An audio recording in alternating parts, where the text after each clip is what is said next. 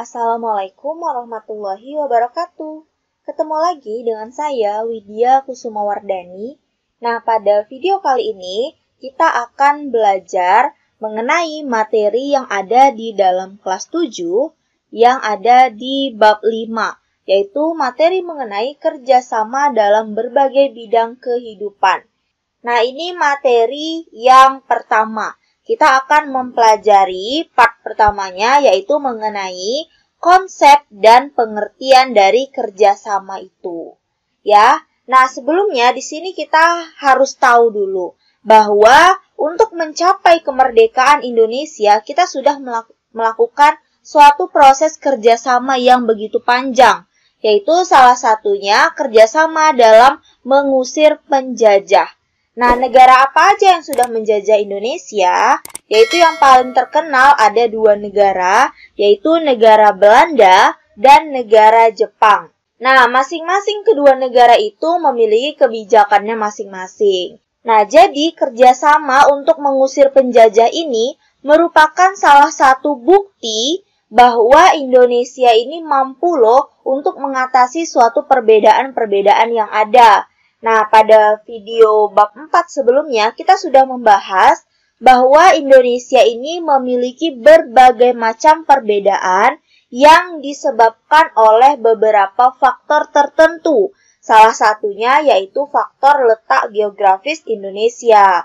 Nah, jadi dengan adanya kerjasama Indonesia, kita sudah membuktikan nih kepada dunia bahwa kita ini mampu untuk mengusir penjajah dengan melakukan suatu proses kerjasama ini. Nah, kerjasama ini kita lakukan oleh seluruh rakyat Indonesia, baik dari Sabang sampai ke Merauke, ya, seperti itu. Nah, selanjutnya kita lihat lagi.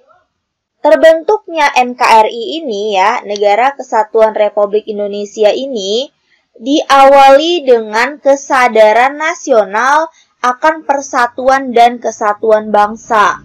Nah, persatuan dan kesatuan itu muncul karena adanya kerjasama antara masyarakat Indonesia untuk mengusir penjajah.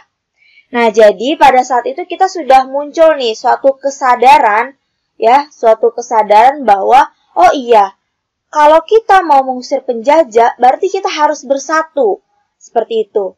Nah, salah satu proses kesadaran nasional ini muncul itu dengan adanya ataupun dengan dibentuknya suatu organisasi, nama organisasinya itu adalah Budi Utomo. Nah, seperti itu. Jadi, organisasi Budi Utomo itu dia memberikan seperti membukakan mata kita bahwa kita bisa mencapai kemerdekaan asalkan kita harus ada kesadaran nasional.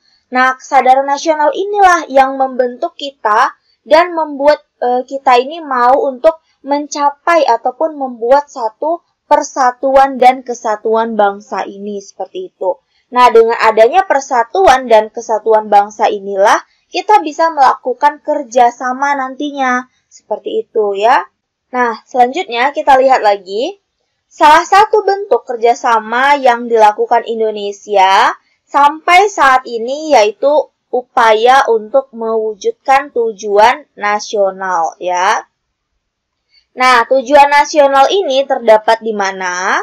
Tujuan nasional ini tercantum di dalam pembukaan UUD 1945 yang ada di dalam alinea keempat ya, ataupun di dalam paragraf keempat.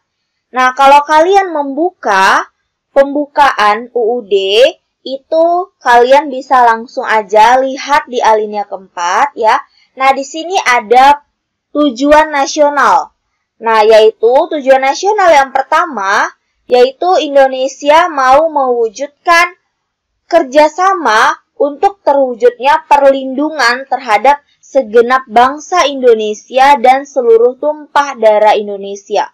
Jadi di sini kita mau melakukan suatu kerjasama sampai tujuan kita ini tercapai. Yang mana tujuan pertama kita yaitu untuk melindungi segenap bangsa Indonesia dan seluruh tumpah darah Indonesia. Ya.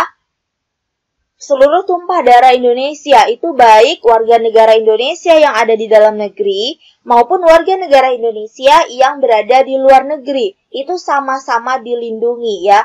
Tidak ada perbedaan antara warga negara yang tinggal di dalam negeri dengan warga negara yang tinggal di luar negeri. Ya, kalau dia sudah termasuk menjadi warga negara Indonesia, dia otomatis akan mendapatkan perlindungan langsung dari negara kita, yaitu Negara Kesatuan Republik Indonesia, seperti itu. Nah, selanjutnya apalagi tujuan nasional yang kedua, yaitu tujuan nasional yang kedua, kita mau mewujudkan kesejahteraan umum, ya.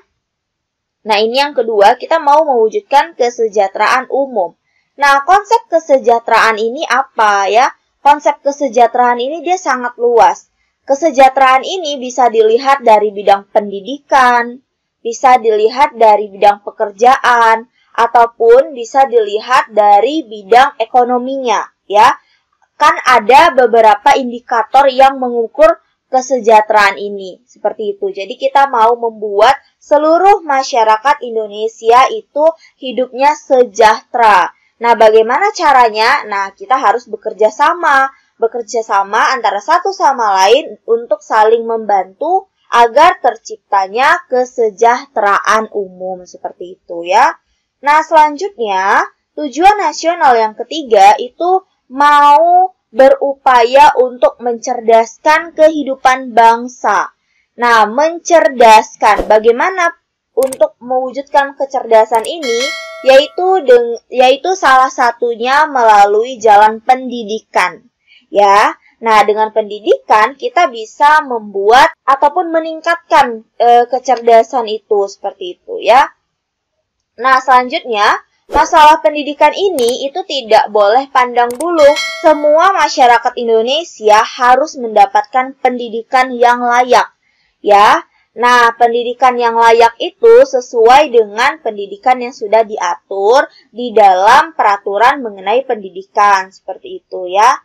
Nah, selanjutnya tujuan nasional yang keempat yaitu ikut serta melaksanakan ketertiban dunia yang berdasarkan kemerdekaan, perdamaian abadi, dan keadilan sosial.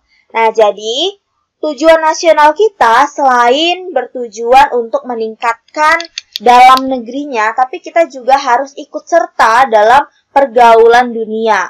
Nah, bagaimana cara kita ikut serta dalam pergaulan dunia itu? Kita harus ikut melaksanakan ketertiban dunia ini ya. Contohnya apa tujuan nasional yang keempat ini?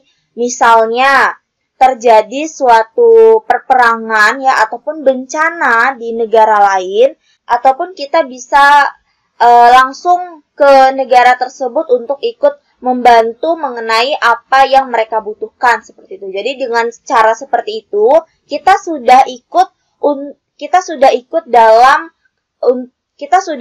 untuk melaksanakan ketertiban dunia ya. Nah, contohnya di Indonesia itu ada organisasi namanya ACT ya, Aksi Cepat Tanggap. Nah, organisasi ACT ini dia biasanya mengunjungi negara-negara yang sedang memiliki kesusahan ataupun negara-negara yang sedang konflik. Nah, jadi ACT ini membantu masyarakat-masyarakat yang ada di negara tersebut yang ikut berdampak terhadap terjadinya konflik di negara tersebut, seperti itu ya. Jadi dengan cara itu salah satunya kita sudah ikut untuk melaksanakan ketertiban dunia, seperti itu. Nah, jadi saya ulangi lagi ya. Kita bekerja sama salah satunya di Indonesia untuk mewujudkan tujuan nasional ini. Nah, tujuan nasional ini terdapat di mana? Tujuan nasional ini terdapat di dalam alinea keempat pembukaan UUD 1945, seperti itu ya. Nah, sekarang kita bahas lagi, apa sih sebenarnya yang dimaksud dengan kerjasama ini? Nah, kerjasama ini merupakan kegiatan atau usaha yang dilakukan dua orang atau lebih untuk mencapai tujuan bersama.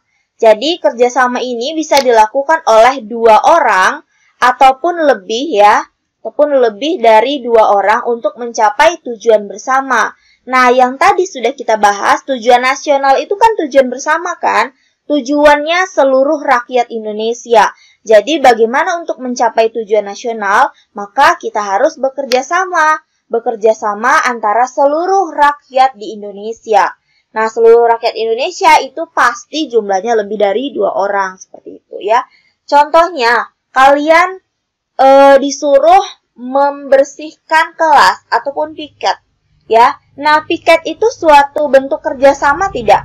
Oke, iya, piket itu merupakan salah satu bentuk dari kerjasama. Kenapa? Karena kalian sudah bersama-sama, bekerja sama untuk mencapai tujuan. Apa tujuan kalian piket? Untuk membersihkan kelas ya, ataupun untuk membereskan kelas. Nah, otomatis kalian kalau piket pasti jumlahnya itu lebih dari 2 orang kan, gitu. Jadi, kalau ditanya apa contoh kerjasama di lingkungan sekolah, salah satunya itu adalah piket untuk membersihkan kelas. Seperti itu ya. Nah, sekarang kita lanjut lagi. Dalam kehidupan masyarakat Indonesia, kerjasama ini dikenal dengan sebutan gotong royong, ya. Nah, kalau Indonesia itu ada sebutannya untuk kerjasama, yaitu adalah gotong royong. Gotong royong ini dilakukan dalam bentuk perwujudan dari semangat sila ketiga Pancasila, yaitu bunyinya Persatuan Indonesia. Nah, bagaimana? Untuk mencapai suatu persatuan Indonesia, kita harus melaksanakan gotong royong, ya.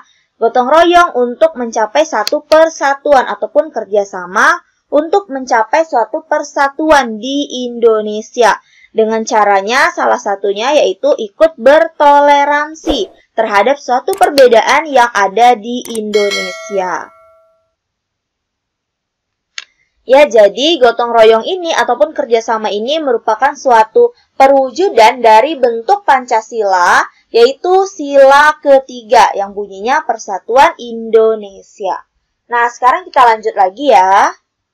Nah, sekarang kita akan membahas apa aja faktor pendorong kesadaran untuk bergotong royong ini ya. Nah, kenapa sih seseorang itu mau melakukan gotong royong ya? Apa yang membuat seseorang itu mau melakukan gotong royong? Pasti salah satunya karena dia sadar. Nah, kesadaran ini apa aja faktornya?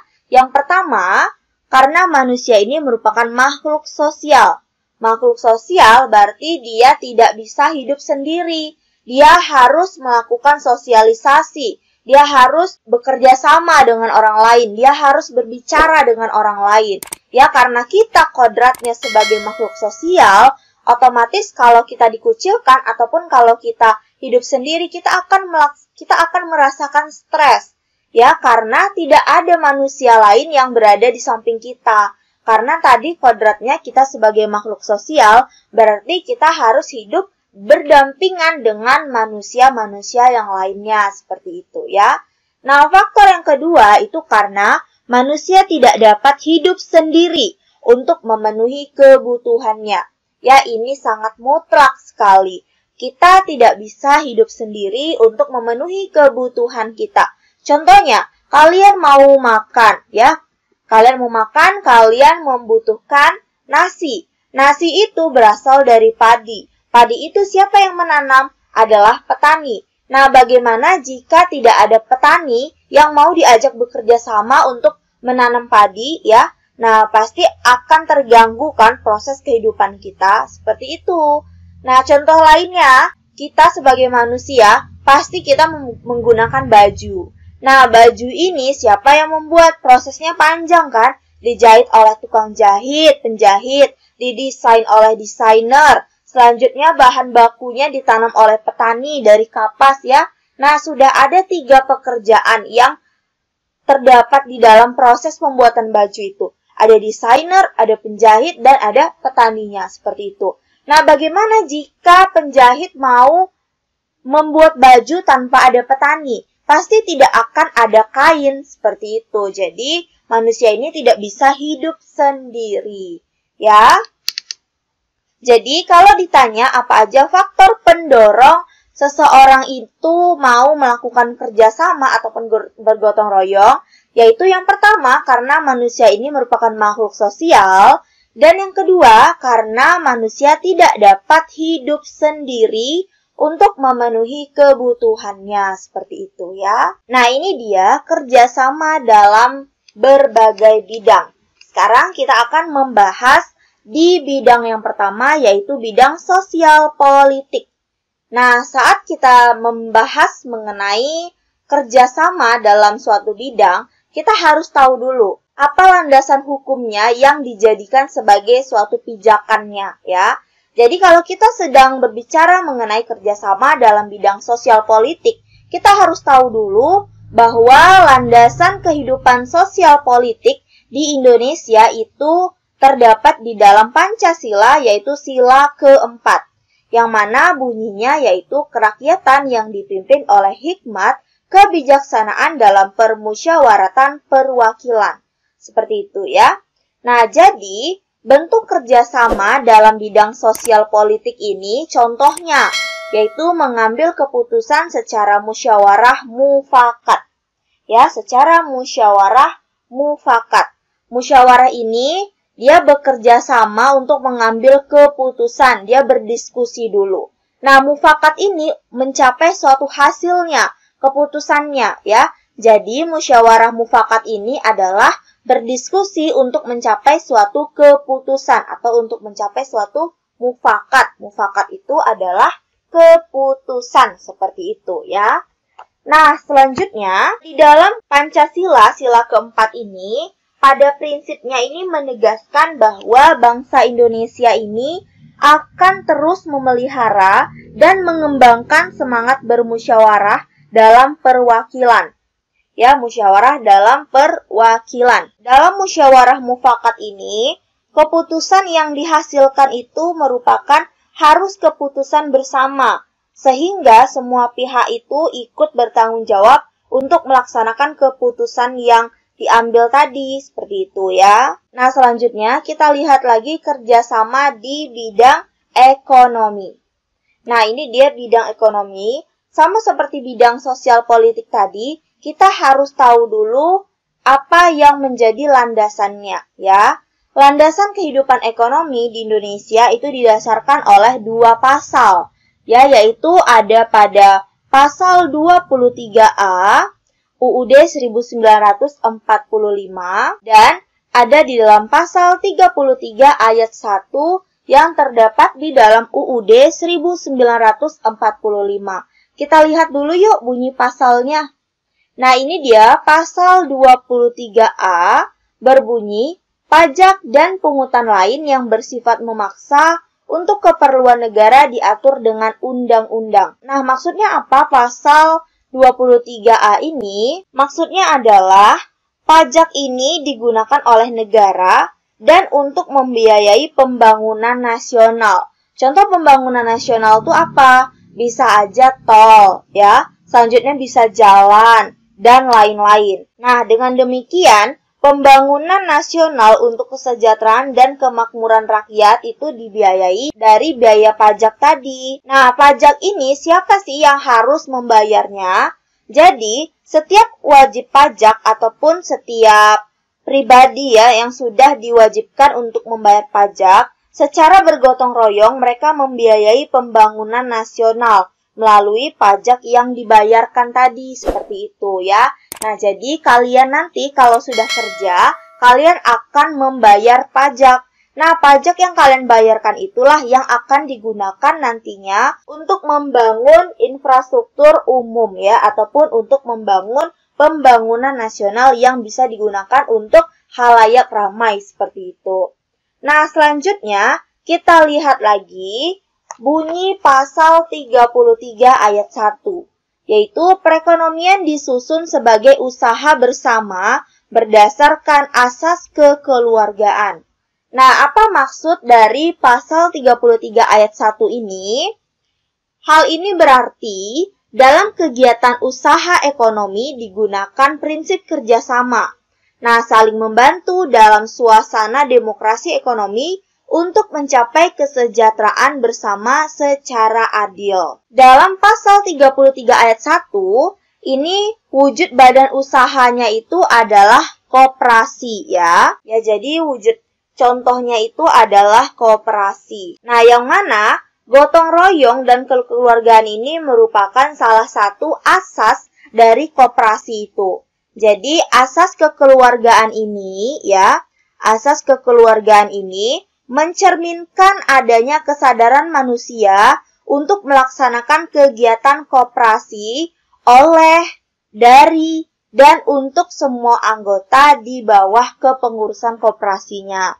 Nah, jadi contohnya kalau kita berbicara mengenai apa aja sih contoh kerjasama dalam bidang ekonomi, yaitu adalah membayar pajak dan ikut dalam kegiatan koperasi ya.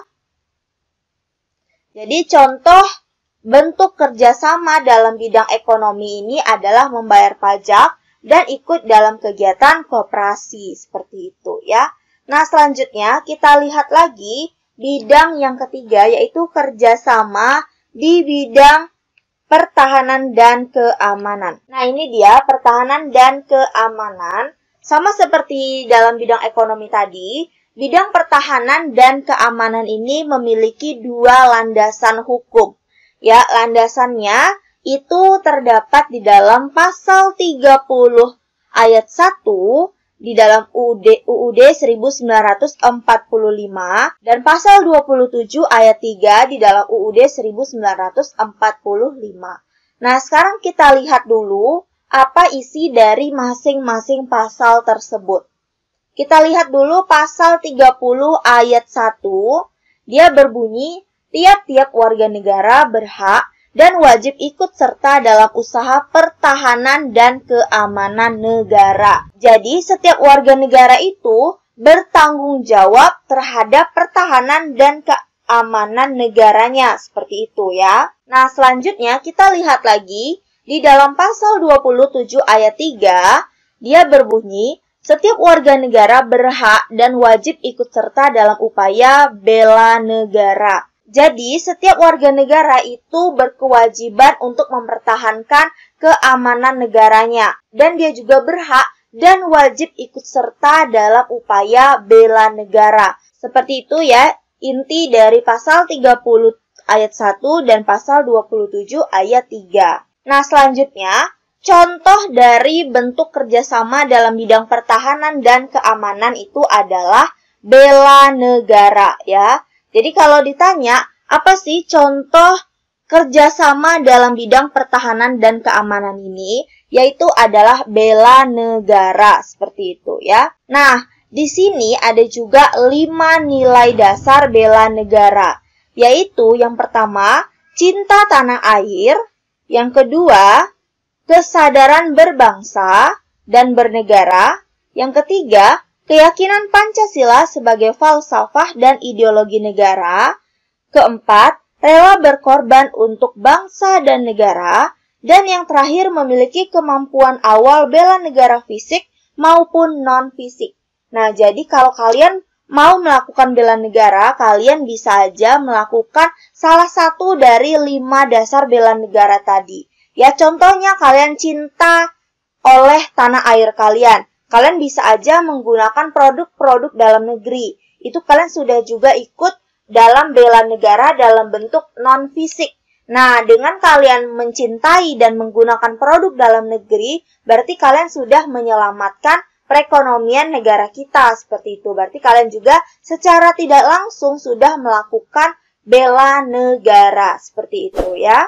Nah, sekarang kita lanjut lagi. Kerjasama yang terakhir yaitu kerjasama dalam bidang agama.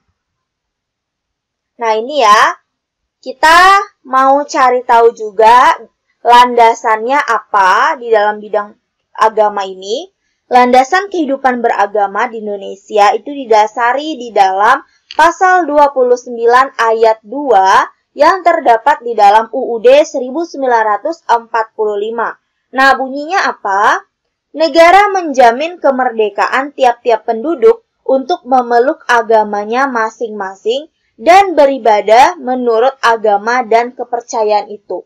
Ya, jadi negara ini sudah memberikan kebebasan kita untuk memilih memeluk agama apa, ya. Selanjutnya, diberikan juga kebebasan untuk beribadah berdasarkan agama yang kita anut tadi, seperti itu. Jadi, tidak ada paksaan bahwa harus memeluk agama ini, seperti itu, ya. Jadi, kita dibebaskan untuk memilih agama dan kepercayaan kita masing-masing dan beribadah sesuai dengan agama dan kepercayaan kita, seperti itu. Nah, selanjutnya, contoh kerjasama dalam bidang agama ini adalah yaitu toleransi dalam beragama, ya. Nah, toleransi dalam beragama ini bisa membuat kehidupan beragama ini damai, ya. Jadi tidak adanya keributan seperti itu. Jadi kalian mentoleransi jika ada agama lain yang sedang melakukan suatu bentuk ibadahnya. Nah, perlu kalian ingat, toleransi dalam agama ini bukan berarti kalian mengikuti ritual ibadah agama lain, ya. Itu tidak seperti itu maksudnya. Maksudnya kalian di sini membebaskan seseorang itu beribadah sesuai agama yang dia anut, seperti itu. Jadi, kalau misalnya ada agama Muslim yang mau beribadah, kalian tidak boleh menghalangi, seperti itu. Jadi, misalnya juga ada agama Nasrani yang mau beribadah pada hari Minggu, agama lain juga tidak boleh untuk menghalangi, seperti itu, ya. Bukan berarti kalian ikut melaksanakan bentuk-bentuk ibadah yang dilakukan oleh agama lain, bukan seperti itu, ya. Nah, ini dia sikap yang harus dihindari dalam mengembangkan kerjasama. Jadi, di dalam kerjasama, kita tidak boleh berperilaku dan bertingkah seenak hati kita aja. Jadi, ada beberapa sikap yang harus kita hindari ataupun yang tidak boleh kita lakukan dalam kita melakukan kerjasama ini, ya. Nah, jadi apa aja sikap yang harus kita hindari? Yaitu yang pertama, sikap fanatik sempit. Ya, sikap fanatik sempit, yaitu artinya merasa diri sendiri yang paling benar. Nah, jadi dalam kita melakukan kerjasama, otomatis kita pasti akan melakukan tukar pikiran, ya kan? Tukar pikiran, kita berdiskusi, bermusyawarah bagaimana untuk melakukan suatu pekerjaan itu dengan cepat, ya, dengan benar, dengan hasil yang bagus, seperti itu. Jadi kita saling bekerja sama, kita saling berdiskusi, dan kita juga harus bertoleransi jika ada pendapat yang tidak sesuai dengan hati kita ataupun dengan pikiran kita. Jadi di sini kita tidak boleh merasa diri sendiri yang paling benar. Jadi saat kalian kerjasama, kalian misalnya mau menjadi leadernya, kalian mau ucapan kalian itu yang didengar, yang dilakukan oleh teman-teman yang lain, itu tidak boleh seperti itu, ya. Jika kalian melakukan seperti itu dalam kerjasama, berarti kalian sudah memiliki sikap fanatik sempit, yaitu merupakan sikap negatif dalam melakukan suatu kerjasama, seperti itu. Nah, selanjutnya sikap yang kedua, sikap apa? Yaitu adalah sikap individualisme. Ini sikap yang kedua. Nah, arti dari sikap individualisme itu adalah mendahulukan kepentingan sendiri. Ya, contohnya, kalian sedang bergotong royong nih, ataupun bekerja sama untuk membangun ataupun membersihkan parit yang ada di lingkungan rumah kalian, ya. Kalian sedang bergotong royong dengan warga di sekitar rumah kalian. Jadi kalian mau mereka membersihkan parit yang ada di depan rumah kalian dulu, ya. Nah, setelah parit yang bersih di depan rumah kalian, kalian sudah tidak mau lagi ikut kerjasama ataupun ikut gotong royong. Itu tidak boleh. Kenapa? Berarti kalian dalam hal ini kalian hanya mementingkan kebersihan di rumah kalian saja. Kalian minta orang untuk membersihkan parit yang di depan rumah kalian. Sesudah paritnya bersih, kalian tidak mau lagi ikut bekerja sama ataupun bergotong royong dengan mereka. Nah, kalau kalian melakukan sikap seperti ini, berarti kalian sudah bersikap individualisme. Jadi kalian hanya mementingkan kepentingan kalian sendiri. Ini sangat tidak boleh. Ini juga merupakan sikap yang sangat negatif saat kalian melakukan kerjasama. Ya, jadi konsep dari kerjasama, kalian harus melihat dan mengutamakan kepentingan umum dulu ya. Contohnya, kalian harus dibagi secara adil, secara rata. Bagaimana proses kerjanya seperti itu ya. Jadi tidak boleh mementingkan kepentingan diri sendiri. Kita harus mementingkan kepentingan umum dulu ya, seperti itu.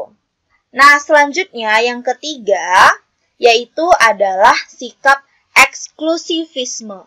Apa itu sikap eksklusivisme?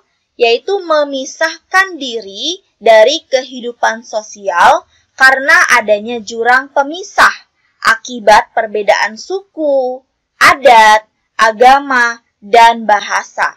Nah, eksklusif itu dia seperti memisahkan diri karena dia merasa diri dia itu lebih baik gitu dengan yang lain. Misalnya bisa dilihat dari suku, dari adat, agama, ataupun bahasa.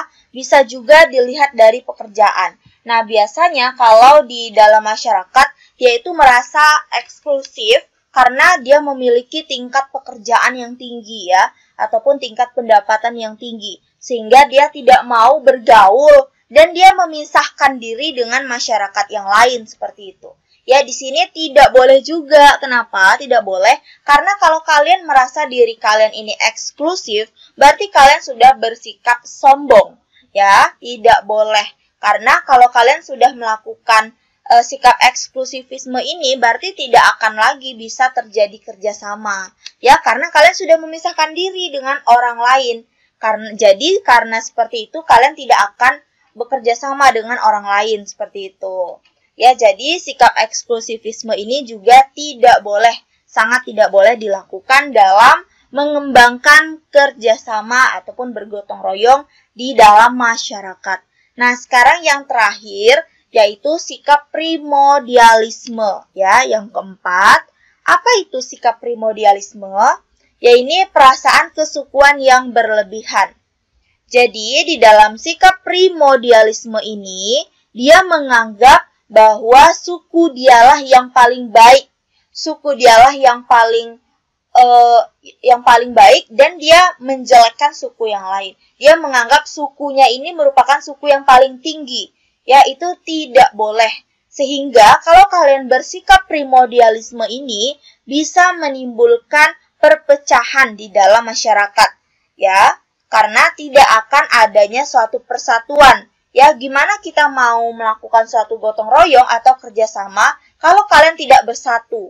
Ya, nah seperti itu. Jadi ini dia beberapa sikap yang harus dihindari dan tidak boleh dilakukan saat kalian melakukan kerjasama ataupun kalian bergotong royong untuk mencapai suatu tujuan tertentu. Ya, saya ulangi lagi, sikapnya itu adalah yang pertama, sikap fanatik sempit.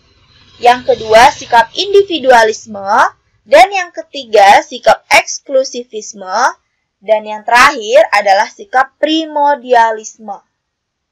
Ya, nah saya harap dengan mempelajari video kali ini, materi yang ada pada video kali ini, kalian bisa tahu beberapa 4 sikap yang tidak boleh kalian lakukan. Ya, berarti ini adalah sikap negatif. Jadi, saya harap kalian tidak melakukan sikap-sikap ini. Yang mana, kalau kalian melakukan sikap ini, maka tidak akan bisa terjadi kerjasama itu. Ataupun, kalau memang terjadi, kerjasama itu tidak akan berjalan dengan baik. Seperti itu ya. Nah, mungkin sekian dulu informasi yang bisa saya sampaikan pada video kali ini. Lebih dan kurangnya saya mohon maaf. Terakhir, sebelum saya tutup, saya minta dukungannya untuk channel ini dengan cara like, komen, subscribe, dan di-share ke seluruh sosial media yang kalian punya, supaya kita bisa belajar bersama. Akhir kata, saya ucapkan wabillahi taufiq walhidayah. Wassalamualaikum warahmatullahi wabarakatuh.